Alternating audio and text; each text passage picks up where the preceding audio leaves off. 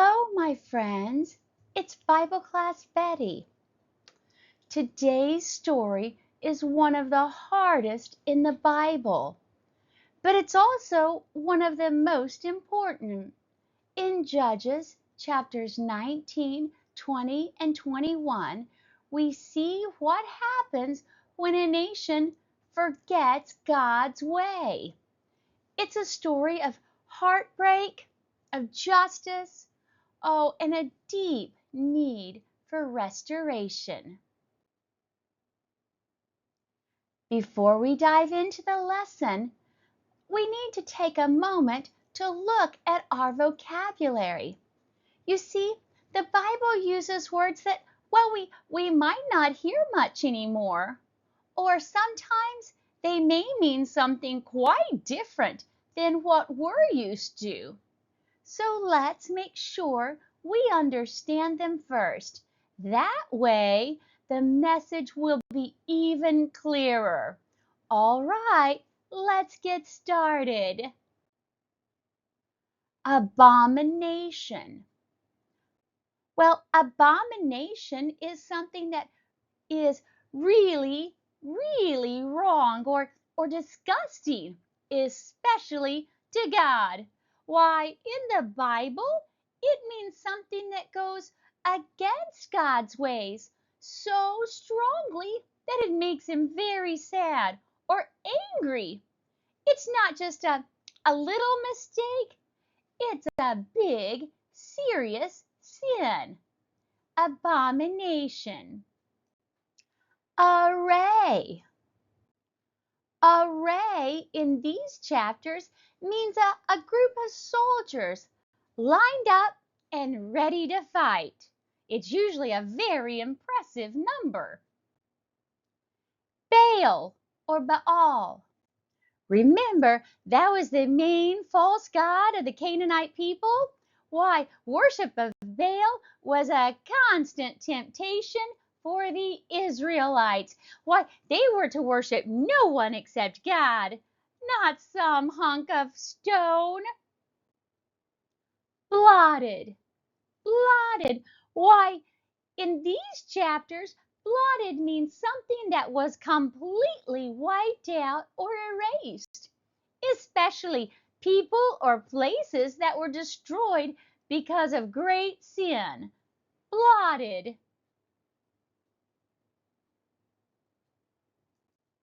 Our next word is breach. Breach. Why, a breach means something that's broken between people, like a broken promise or a broken law or a broken relationship. Breach. Concubine.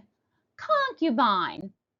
Well, a concubine was often someone who lived in a family, like a second wife, but wasn't treated as special or protected like she should have been. Why, many times the concubines took care of the household or they were treated much like wives themselves. The children and taking care of the estate were a big part of their responsibilities. Concubine. Muster. Well, muster would be to gather people together for a big purpose, usually a meeting or a battle. Proclaim. Proclaim. Why, to proclaim means to say something loudly and clearly so that everyone can hear it. Proclaim. Rout or rout. Why, to rout is when one army runs away in fear because they're losing really badly. Snatch. Why, snatch means to grasp or to take suddenly. It looks like the man on the motorcycle snatched that old lady's purse. Oh dear. Threshold. Threshold. Why, a threshold is this bottom section of wood or stone that lies under a door. Threshold. Violate. Well, to violate means to break something very important, like a rule or someone's safety or a promise. In these chapters, some people did terrible things that violated God's laws and hurt other people deeply. Virgin. Why, a virgin is a person who's never been married. Usually it's a young, innocent woman who's pure in thought and in action. Virgin. Well, our lesson begins with a traveler seeking shelter, and it ends with a tragedy that shocks all of Israel. The town of Gibeah commits a terrible sin, and the rest of the tribes must decide how to respond. Let's review some of our chapter rhymes to remind ourselves of what has happened leading up to this chapter. Crops destroyed belonging to the Philistine by foxes with torch tails in Judges 15. All tied up and his head shaved clean, Samson has his final revenge in Judges 16. Micah has a shrine like no one has ever seen. He makes a Levite his priest in Judges 17. The Danites rob Micah clean, stealing his idol and priest in Judges 18. Oh, that's just kind of a really sad list of chapters. Oh my, it doesn't sound like anyone's obeying God. Well, Judges 19 begins during a time of deep moral and social and political decline in Israel. Why, it's roughly between 1380 and 1350 BC, after Joshua's death, but before the rise of the monarchy, the kings. Well, the events that unfold all happen in Gibeah. Why, that's a town in Benjamin's territory near Jerusalem. Its border location made it vulnerable for Canaanite influence and Philistine raids. Well, who will we meet here? We're going to meet, of course, this Levite who's a man from the tribe of, well, Levi, and his concubine. Remember, a concubine was kind of like, well, a secondary wife, but she didn't have all the rights and responsibility and protection that a wife would have. And then we're going to meet the men of Gibeah. These men were wicked. Why, they tried to do immoral things to the visitors of their city. Now remember, Gibeah was located in the tribe of Benjamin. So that means it's part of Benjamin. It's an Israelite territory of the tribe of Benjamin. Later, Hosea, in his book of the Bible, will look back at this period of time in dismay. Hosea recalls the drastic measure God had to take to expose the wickedness in his people. These last 3 chapters show how far Israel has moved away from God and the punishment that they would suffer. Oh, do you see my Bible? Look close, friends. Why, there's different colors to help you understand what you're reading. Well, the words in blue show us the names of people. The words in green point us to places, cities. The words that are highlighted in yellow are quotes. That will be people speaking. And when you see a word in red, that means God is speaking. Isn't that special? Now that we know what we're looking for, let's begin reading. A Levite and his concubine, chapter 19. In those days, when there was no king in Israel, a certain Levite was to sojourn in a remote part of the hill country of Ephraim, who took to himself a concubine from Bethlehem to Judah. And his concubine was unfaithful to him, and she went away from him to her father's house in Bethlehem in Judah. And there was some 4 months. Then her husband arose and went after her to speak kindly to her and to bring her back. He had with him his servant and a couple of donkeys, and she brought him into her father's house.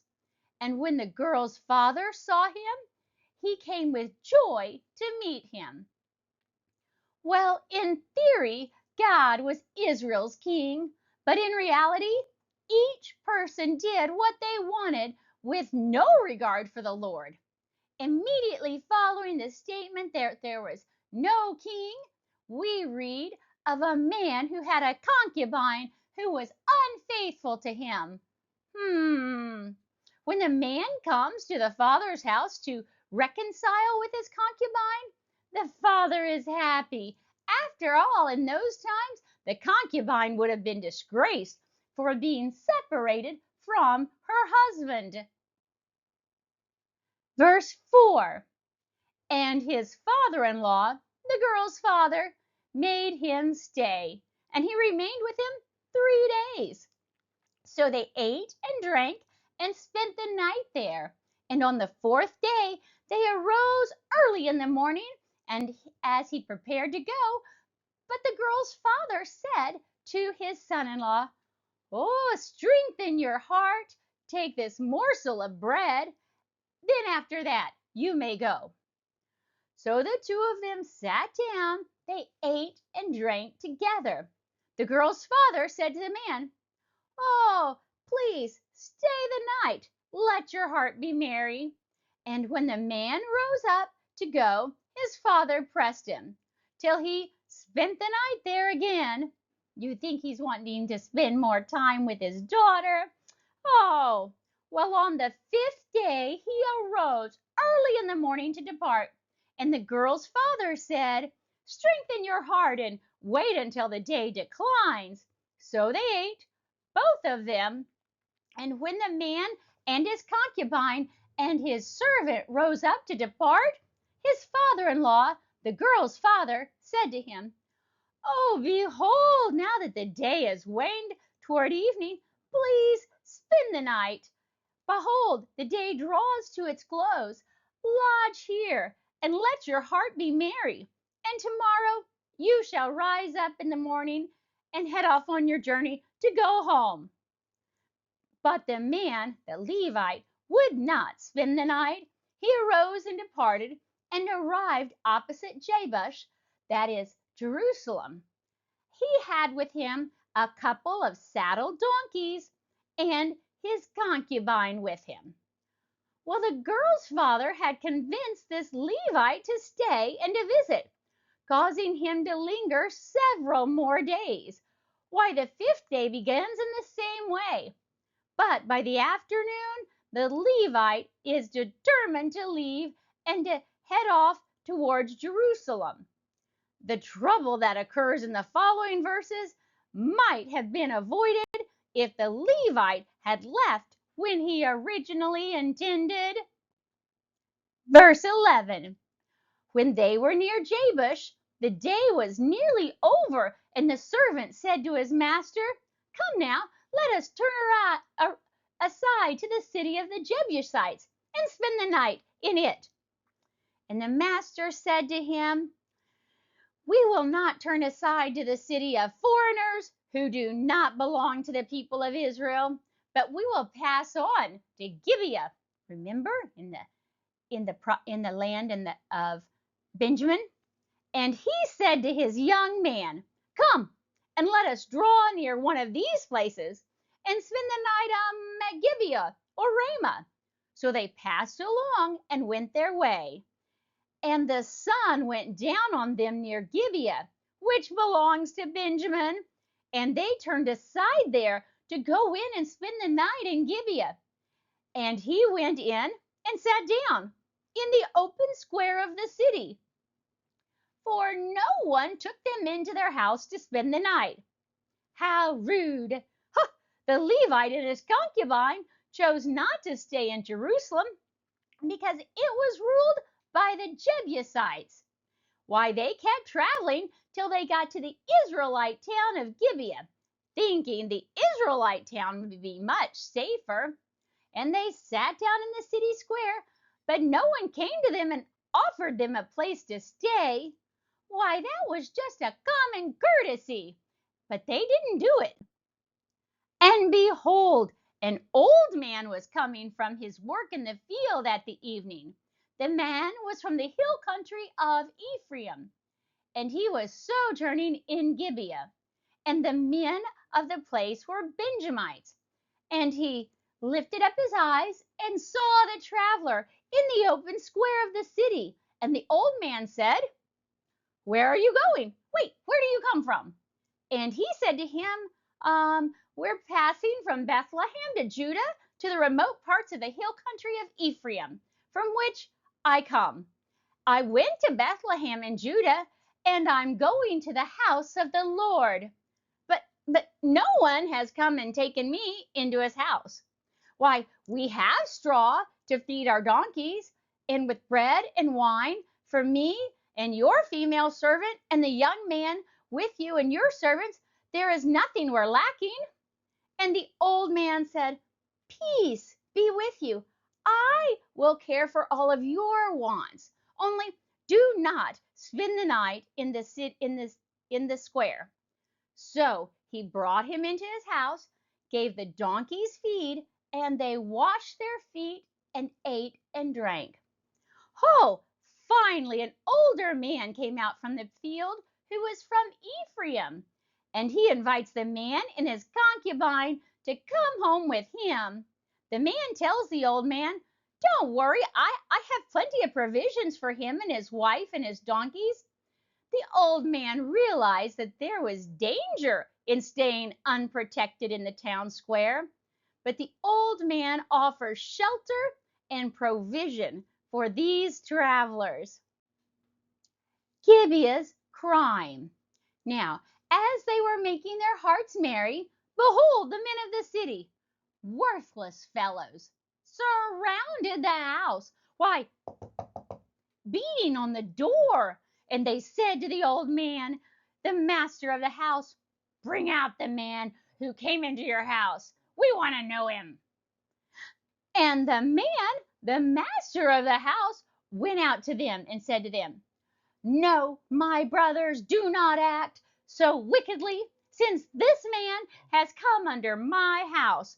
Do not do this vile thing. Behold, there are my virgin daughters and his concubine. Let me bring them out now. Violate them and do with them what seems good to you. But against this man, do not do this outrageous thing." But the men of the city would not listen to him. So the man, the Levite, seized his concubine and made her go out to them. Why, and they knew her and abused her all night till morning. He sent her out to protect the older man's daughter because the older man had provided protection for him. He was able to save that older man's young daughter, okay? And as the dawn began to break, they let her go. And as the morning appeared, the woman came and fell down at the door of the man's house where the master was until it was light. Why, this older man from Ephraim found himself in a situation similar to Lot's. Both were good men living in wicked cities. Both invited vulnerable guests into their homes for protection and were surrounded by wicked townspeople. Both offered their daughters if the wicked men would only leave. Finally, the visitor, realizing what danger he had placed his host and his daughters in, sent out his concubine, his slave wife, to the men. The men of the town abused her until she collapsed dead on the old man's porch.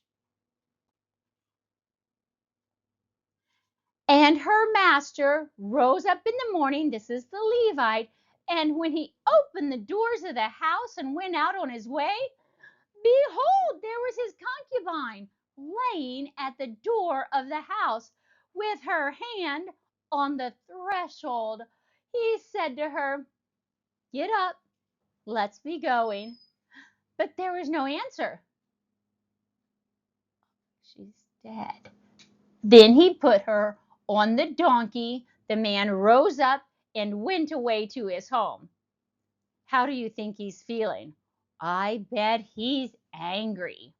Then, when he entered the house, he took a knife and, taking hold of his dead concubine, he divided her limb by limb into 12 pieces and sent her throughout the territory of Israel.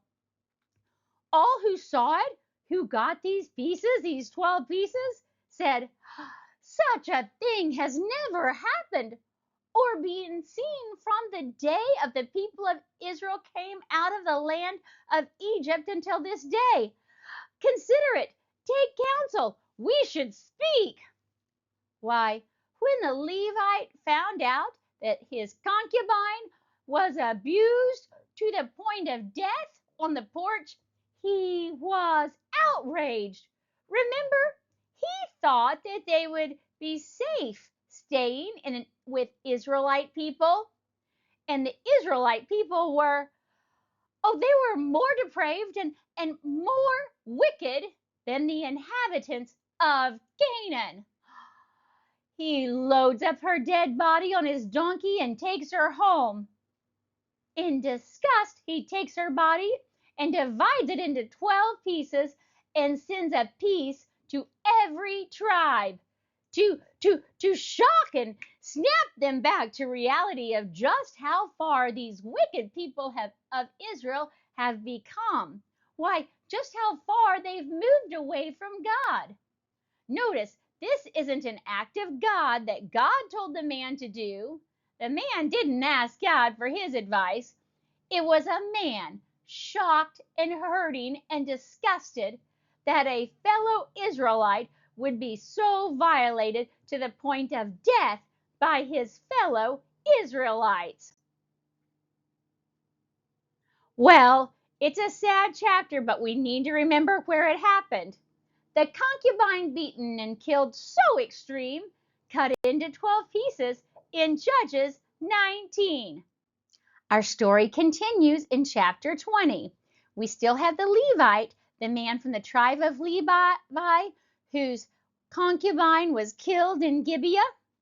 We have the men of Gibeah, those wicked, immoral men who abused and killed that concubine.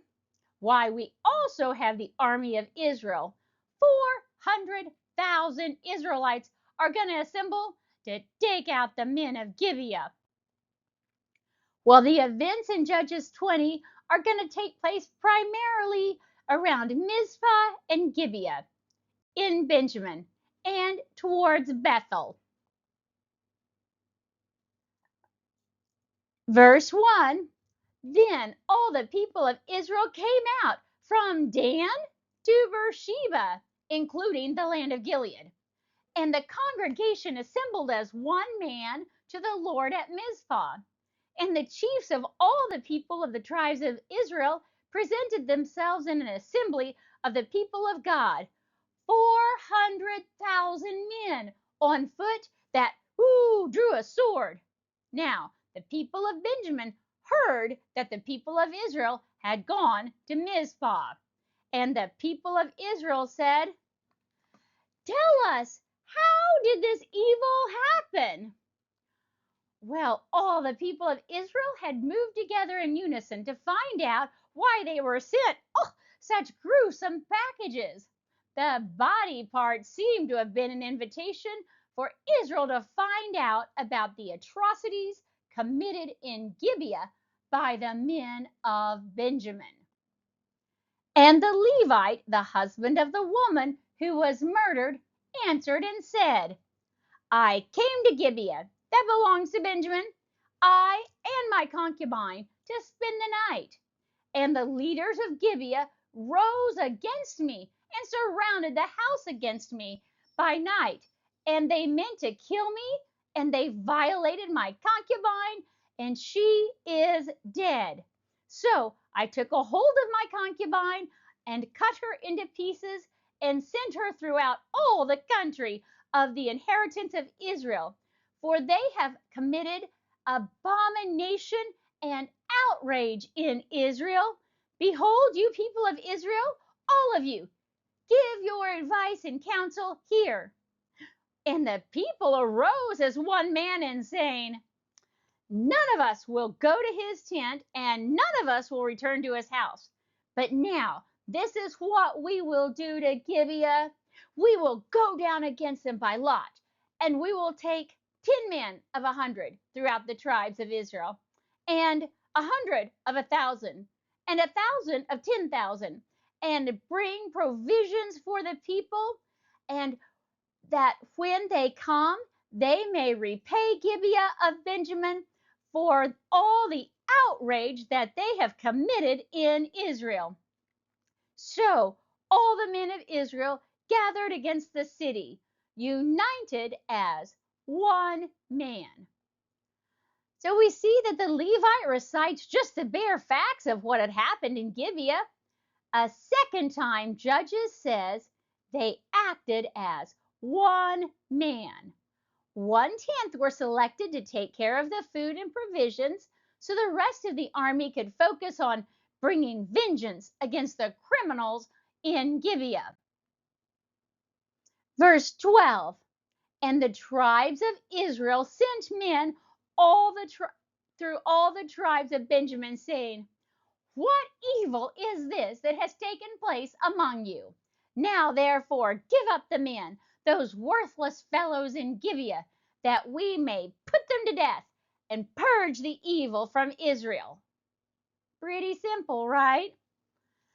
But the Benjamites would not listen to the voice of their brothers, the people of Israel.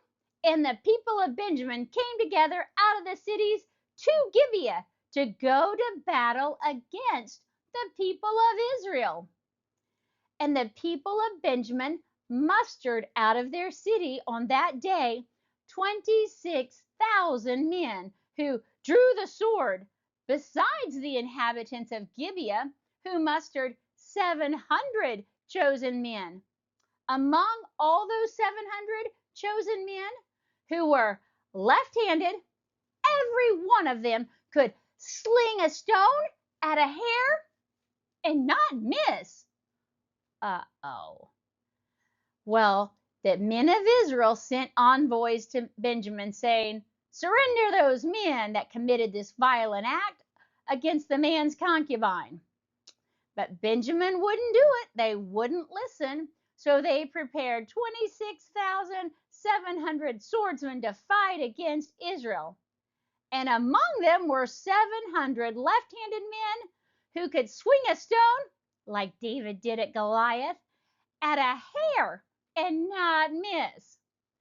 Although they may have had skilled warriors, well, the odds are against Benjamin, considering the number of fighting men from the tribes of Israel. In round numbers, it was 26,000 for Benjamin and 400,000 for Israel. And the men of Israel, apart from Benjamin, mustered 400,000 men who drew a sword. All these were men of war. The people of Israel rose and went up to Bethel and inquired of God, oh, finally, who shall go up first to fight for us against the people of Benjamin? And the Lord said, Judah shall go up first. And the people of Israel arose in the morning and encamped against Gibeah. And the men of Israel went out to fight against Benjamin. And the men of Israel drew up the battle lines against them at Gibeah.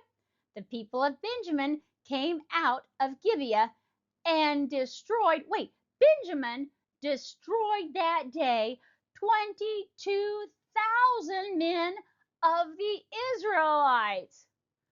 Oh dear! The people of the men of Israel took courage and again formed the battle line in the same place where they had formed it on the first day. And the people of Israel went up and they wept before the Lord until evening. Well, yeah, they did. 22,000 of them were dead. And they inquired of the Lord, shall we again draw and fight against our brothers, the people of Benjamin? And the Lord said, go up against them. Israel went to the house of God. They asked him what tribe should go first against Benjamin. God tells them Judah, and Benjamin wipes out 22,000 of Israel's men. But Israel didn't back down. And that evening, they checked in with God again, and God tells them to go ahead. Well, verse 24, let's read together. So the people of Israel came near against the people of Benjamin the second day. And Benjamin went out against them out of Gibeah on the second day. This day they destroyed 18,000 people of Israel. All these were men who drew a sword. Oh dear. Then all the people of Israel, the whole army, went up and came to Bethel, and they wept. They sat there before the Lord and fasted that day till evening, while they offered burnt offerings and peace offerings before the Lord. And the people of Israel inquired of the Lord, for the ark of the covenant of God was there in those days. And Phinehas, the son of Eleazar, the son of Aaron, ministered before it in those days, saying, shall we go out once more and battle against our brothers, the people of Benjamin? Or shall we cease? Stop. The Lord said, go up, for tomorrow I will give them to you. Oh, I hope so. Why, they've already lost 22,000 that first day and 18,000 the second. That's 40,000 men of Israel dead. So Israel set men in ambush around Gibeah, and the people of Israel went up against the people of Benjamin. On the third day, they set themselves in array against Gibeah, as at other times. And the people of Benjamin went out against the people, and they were drawn away from the city, just as the other times. And they began to strike down and kill some of the people on the highways, one of which goes up to Bethel, and the other highway went up to Gibeah in the open country, about 30 men of Israel. And the people of Benjamin said, ha ha, they are routed before us, just as first.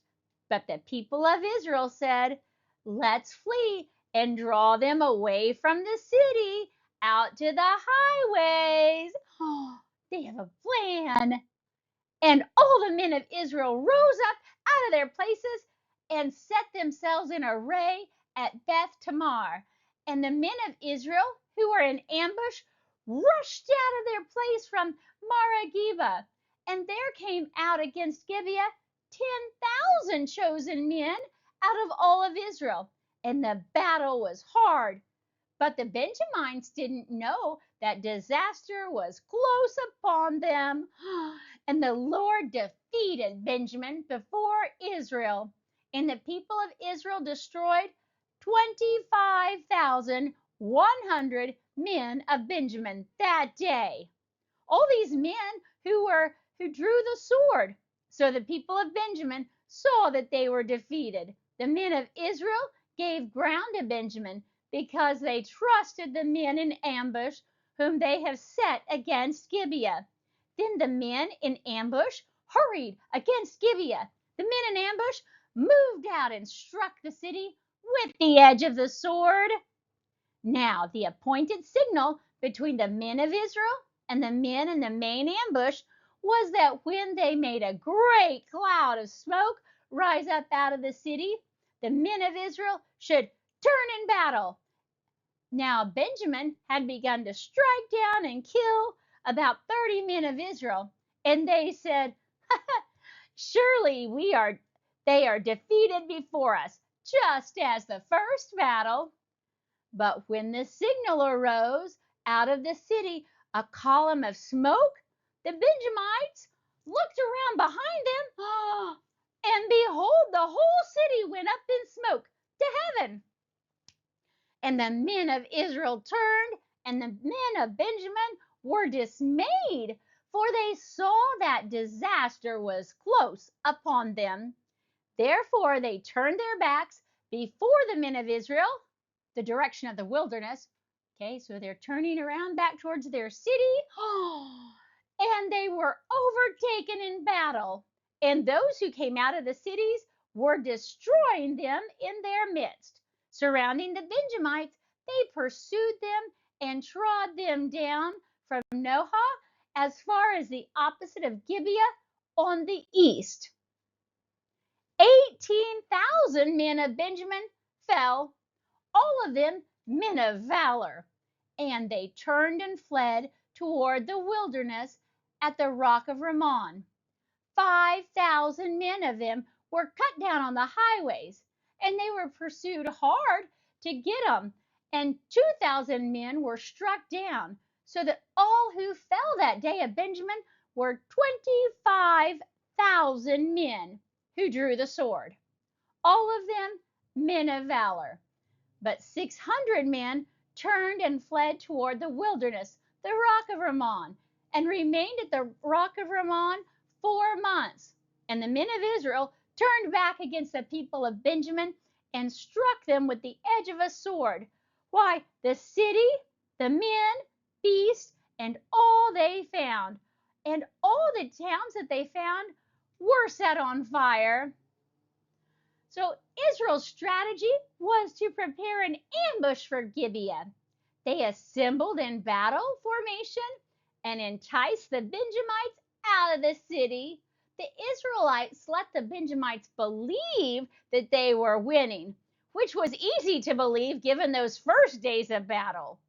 Once they were out and in the open roads, they set an ambush and rushed the city from the west and put it to the sword. At the signal, the Israelites set fire to Gibeah. At the same time, 10,000 of Israelites' finest warriors made a frontal attack. The men of Benjamin were terrified and fled towards the desert, but could not escape. 18,000 Benjamites died in the heat of battle. Why, 5,000 were cut down on the roads and 2,000 more near Gibeah, bringing a grand total to 25,000. However, 600 escaped to the rock of Rimmon, where they stayed for 4 months. The men of Israel left nothing else alive, putting the animals to sword, burning all the towns and the villages of Benjamin. Well, as sad as this story is, let's see if we've got a rhyme to help us remember what happened in Judges 20.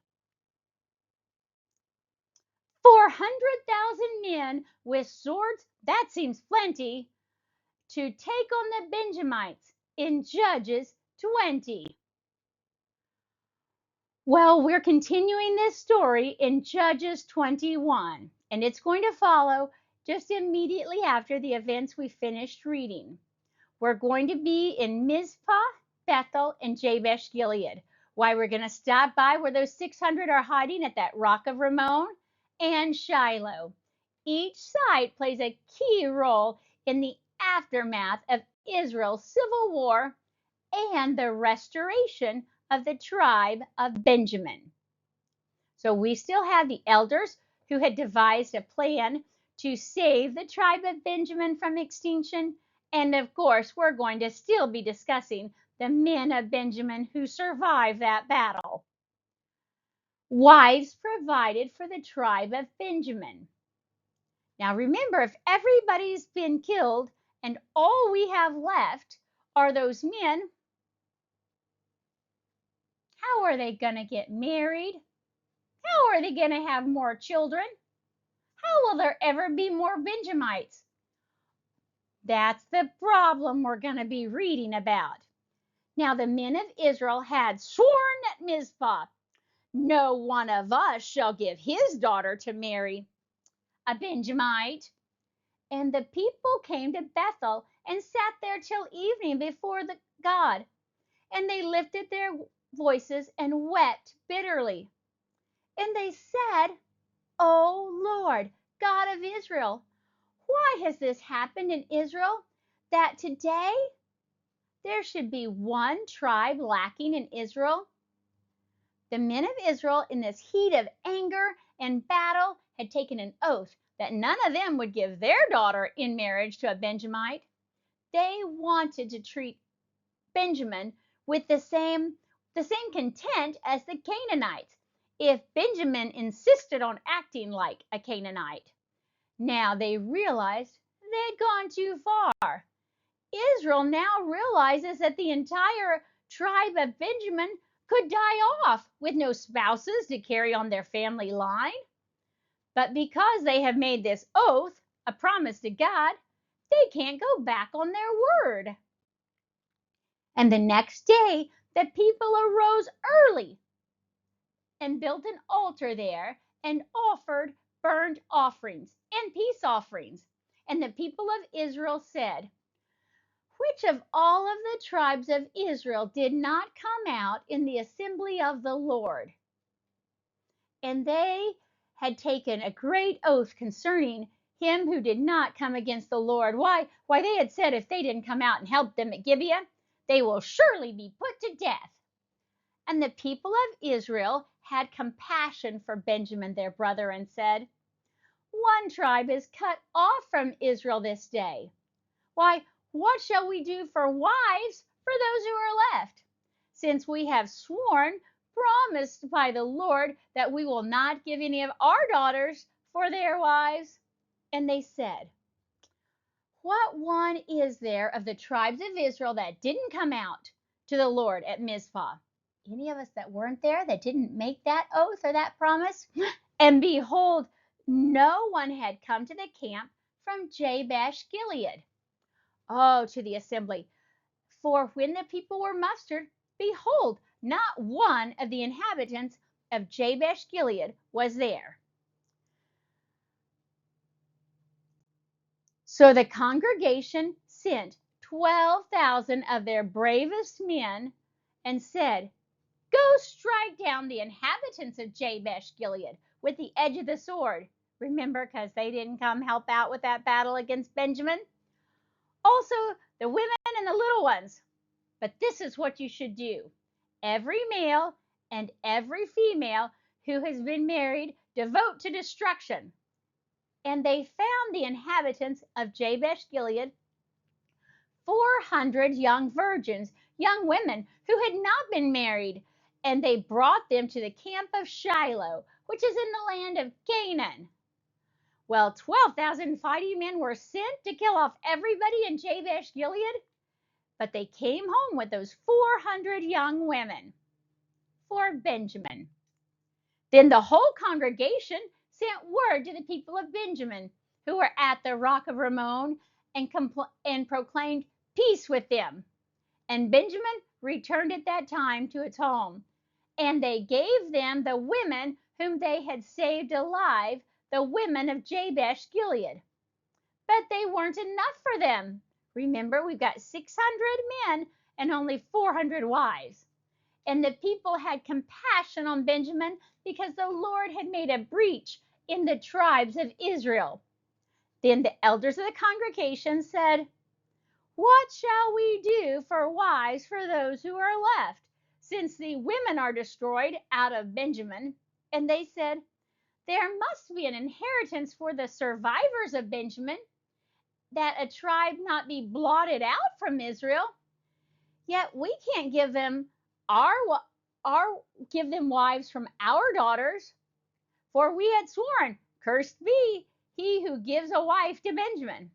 So they said, oh, behold, there's a yearly feast of the Lord at Shiloh, which is just north of Bethel, on the east side of the highway that goes up from Bethel to Shechem on the south side of the Lebanon.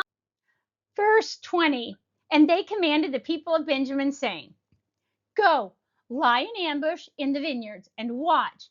If the daughters of Shiloh come out to dance in the dances, then come out of the vineyards and snatch each man his wife from the daughters of Shiloh, and then go back to the land of Benjamin.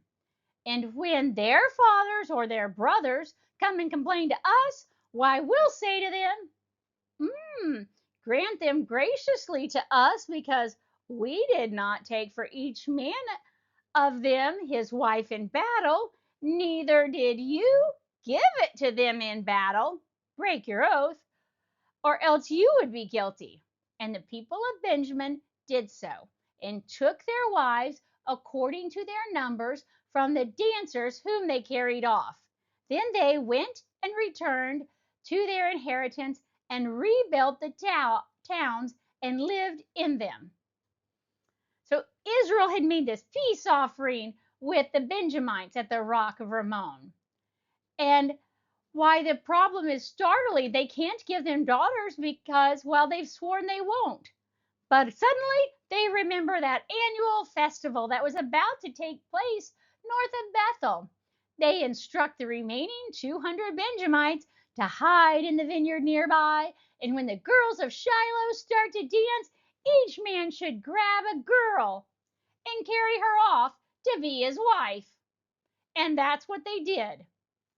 And the Israelite men stuck around and explained the situation to the girls' fathers and brothers and asked for their cooperation.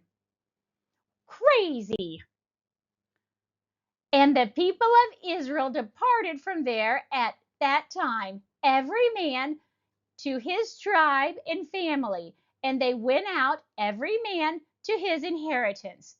In those days, there was no king in Israel. Everyone did what was right in his own eyes. Just like the book of Joshua, when the people met with the Lord at Shechem and then returned to their inheritance, why, in Judges, they once again finished their business at Shiloh and head back to the inheritance that the Lord has granted them. However, at the end of this book is much grimmer than the end of the book of Joshua. Instead of renewing their commitment to the Lord, Judges ends with, everyone did what was right in his own eyes. With the absence of leadership in Judges, everyone did what they wanted to do, not what God wanted. Well, civil war has broken out, brother against brother fighting. The tribes of Benjamin is nearly wiped out. It's a moment of national grief and a wake-up call about what happens when people do what is right in their own eyes. But even in the middle of sorrow, God's justice makes room for mercy. The people find a way to restore Benjamin, showing that healing is possible even after division. The book ends with such a sad statement. Everyone did what was right in his own eyes. Where God is not feared and honored, where people do as they please and follow their desires, that there may be a temporary solution or a fulfillment of desires, but there isn't deep, lasting, satisfying joy, because that is not found in following every longing of our heart. It's only found in God. Let's see if we've got a rhyme to remember those awful events in 21. Not enough wives for everyone. Women taken from Jabesh Gilead in Judges 21.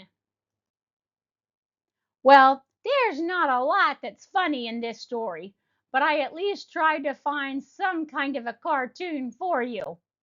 So I've got this one that's, well, this man and his wife traveling on his camel, and she says, slow down, watch out for the oasis, careful for the dune. Oh, can't you see that palm tree?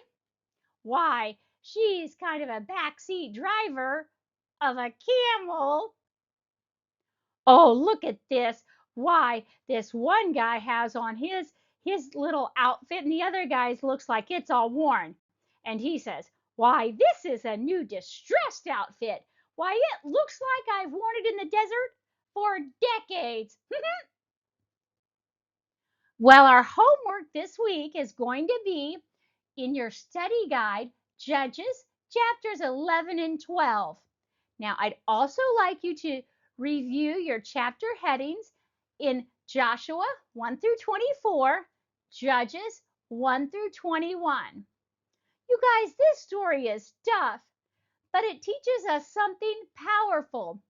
God cares about justice, and He calls us to live with compassion, courage, and truth. So open your hearts and think about this chapter as you walk through your week. I'll see you next time.